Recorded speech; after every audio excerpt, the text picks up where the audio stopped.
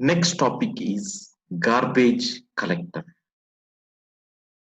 Though this is not directly related to inheritance, I am taking up this inheritance module.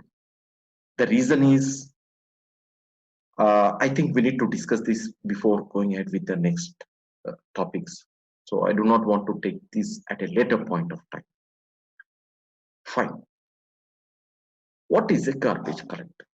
A garbage collector keeps running in the background within JVM and it deallocates the memory. See, in Java, we are allocating the objects using new keyword. We have created a number of objects until now using new keyword. Did we try to delete those objects anywhere? Did we worry about that? We did not worry about. So who is cleaning it up? JV garbage collector within JVM is cleaning it.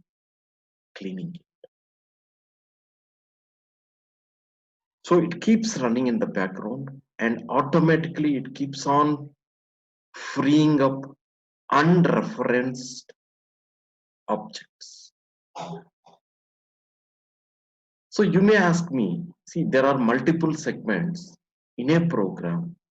One is heap segment, one is tag segment, the other is code segment and data segment. Data segment is the where all we have all the static data and all. Code segment where we have the source, not the source code, is the compiled and the binary code.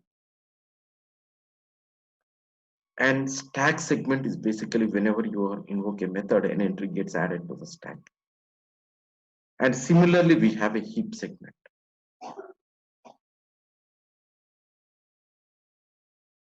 So what is this heap segment?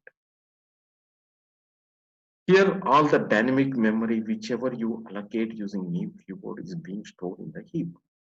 And you need not worry about deallocating it. Garbage collector will automatically take care of deallocating it when the execution goes out of that specific scope. So if it is a very small program and you are using less memory, it doesn't make much difference.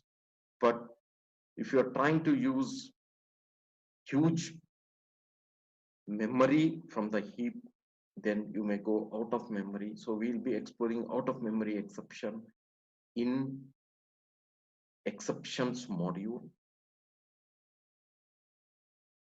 Okay. So when there are no references to an object, it is assumed that it is no longer needed, and hence the garbage collector goes and deletes that. It frees up the memory. Then you may have a question that, okay, garbage collector goes and deallocates memory. So garbage collector automatically keeps running in the background.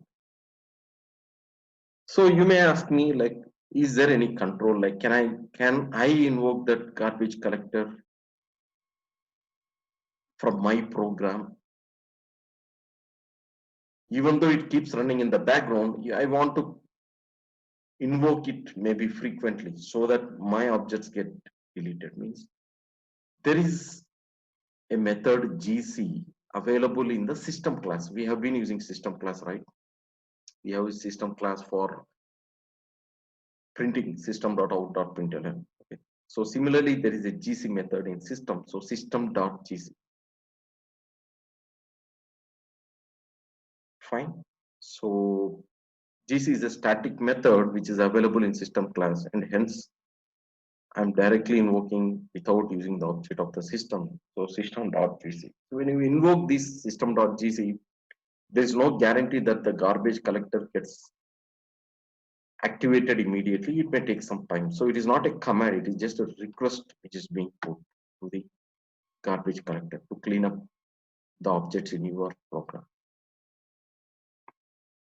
I just try to show it with a diagrammatically. So garbage collector runs periodically and it takes all the unreferenced objects and it cleans up, it reclaims the memory so that you will have more free space in the memory and it can be utilized for any other purpose in the long running applications. Java.